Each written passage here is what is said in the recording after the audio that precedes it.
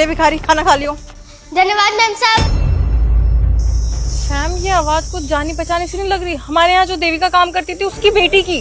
क्या यार शताक्षी, तुम अभी भी उस माँ और उस बच्ची के बारे में सोच रहे हो? अरे वो दोनों चोर थे, सूरज ने मुझे बताया था, इवन मैंने खुद अपनी आंखों से देखा था।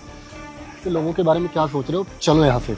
नहीं सैम, उसने हमारे यहाँ बहुत टाइम काम किया है, मैं उसकी आवाज नहीं भूल सकती। देखो, मैं सच बोल रही थी ना। हाँ शताक्षी, ये तो वही है कि इनकी हालत कैसे हो गई, मंदिर के बाहर भीख क्यों मांग रहे हैं? अरे भैया हमें क्या यार, चलते हैं ना, लेट हो रहे हैं, चोरों के मुंह क्यों लगना है। चलो ना भाभी, चलते हैं ना।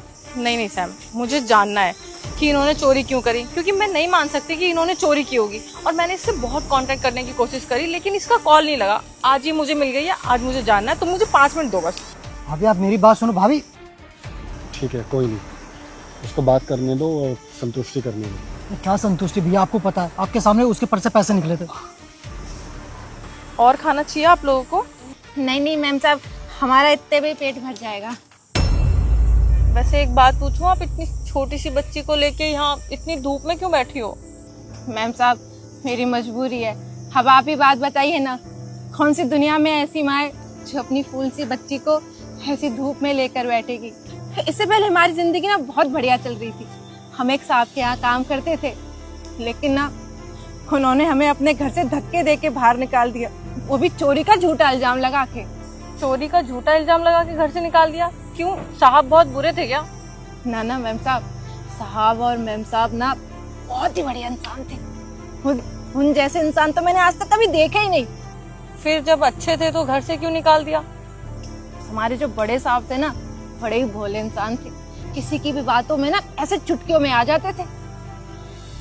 जो उनके छोटे भाई है ना, उनकी ना हम पे गंदी नजर थी। जब हमने इस बात का विरोध किया और कहा कि हम बड़े साहब और मैम साहब को सब कुछ सच सच बता देंगे, तो छोटे साहब ने हमको धमकी दी, अगर तूने ऐसा किया ना तो तेरे पर चोरी का झूठा इल्जाम लगा के तुझे घर से धक्के दे के बाहर निकलवा देंगे। साहब, ये क्या कर रहे हो आप? क्या कर रहा हूँ? देखो साहब, आप ये जो हरकत कर रहे हैं ना, मुझे इधर उधर छू रहे हैं। मैं बड़े साहब और मालकिन को बता दूंगी। अच्छा, क्या बताओगे बड़े साहब और मालकिन को? क्या किया मैंने? बता दूंगी कि छोटे साहब की गंदी नजर है मुझ पे। सुन, अगर ये सब भैया को बताया ना तो यहाँ टिकने नहीं दूंगा। काम करना है या नहीं करना है यहाँ पर?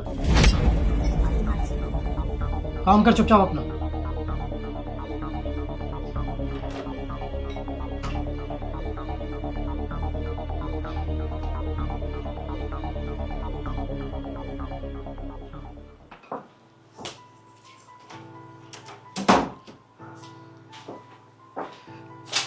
भैया मुझे आपसे कुछ बात करनी है। बोलो, क्या हुआ? बोल। आपने जो कल मुझे 1 लाख रुपए दिए थे ना, वो मिल नहीं रहे हैं। क्या? तो घर से 1 लाख रुपए कहाँ जाएंगे? भैया वो मुझे लग रहा है जो काम वाली है ना देविका, उसने पैसे चुरा लिए। अरे सूरज, देविका इस घर में क्यों चोरी करेगी? वो पिछले 2-3 सालों से हमारे घर में काम कर रही है। वो ट्रस्टेबल पर्सन है यार। भैया इस घर में कौन रहता है? आप, मैं, भाभी, हम तो आपस में पैसे चुराएंगे नहीं। भैया इसी ने चोरी करी है और आपको यकीन नहीं हो रहा ना, आप एक बार इसका पर्स चेक करो, इसके पर्स में ही होंगे। देविका, जी साहब, बुलाया? सूरज के ना 1 लाख रुपए गायब है। कहाँ है?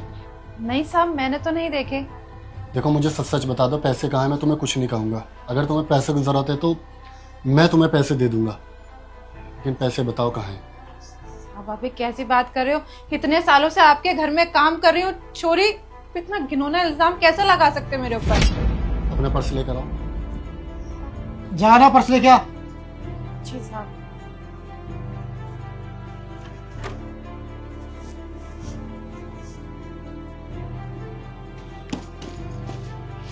ये देखो भैया, कहा था ना पैसे इसके पर्स में मिलेंगे। देविका, ये सब क्या है? तुमने इस घर में चोरी की?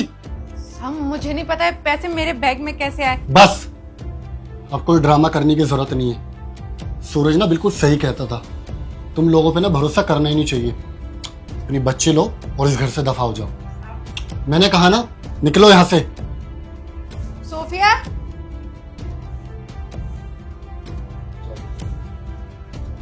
चल बेटा, चलते हैं यहाँ से।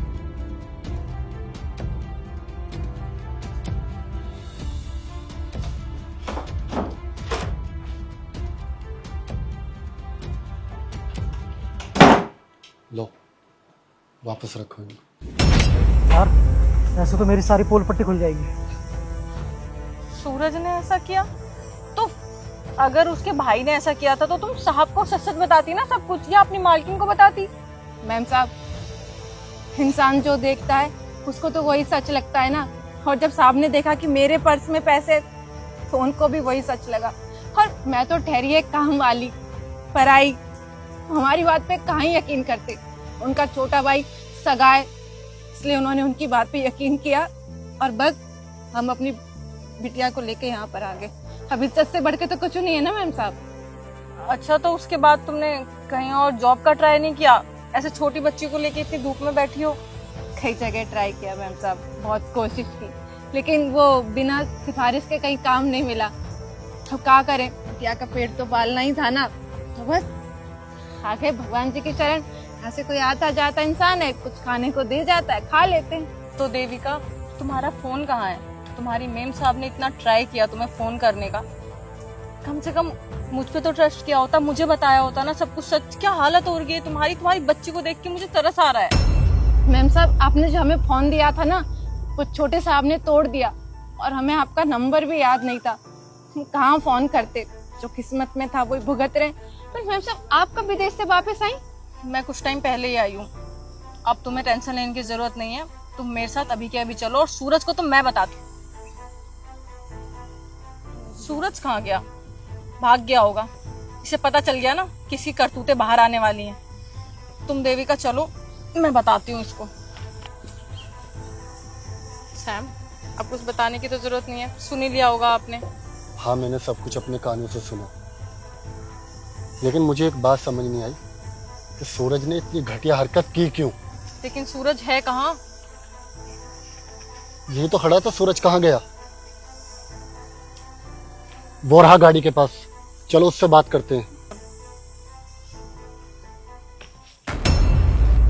सूरज, अब ना छुपने का कोई फायदा नहीं है, बाहर आ।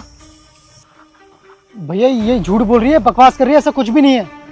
अच्छा ये बता, किसने कहा कि हम दोनों को तुझसे देविका और बच्ची को लेकर बात करनी है?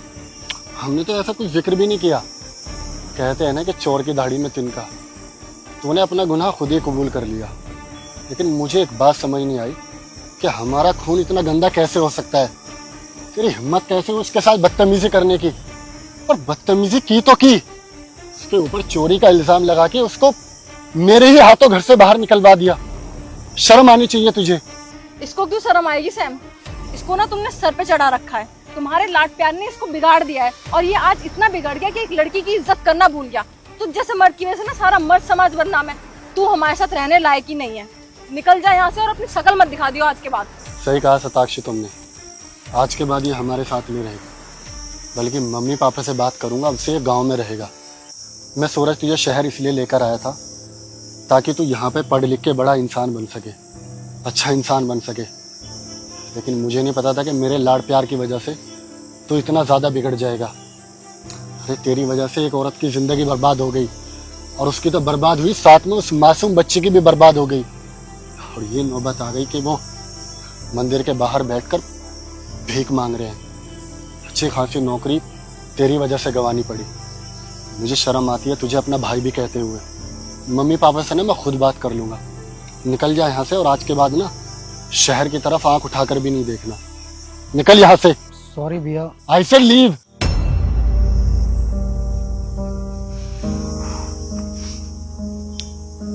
सताक्षी, देविका और सोफिया बेटा को गाड़ी में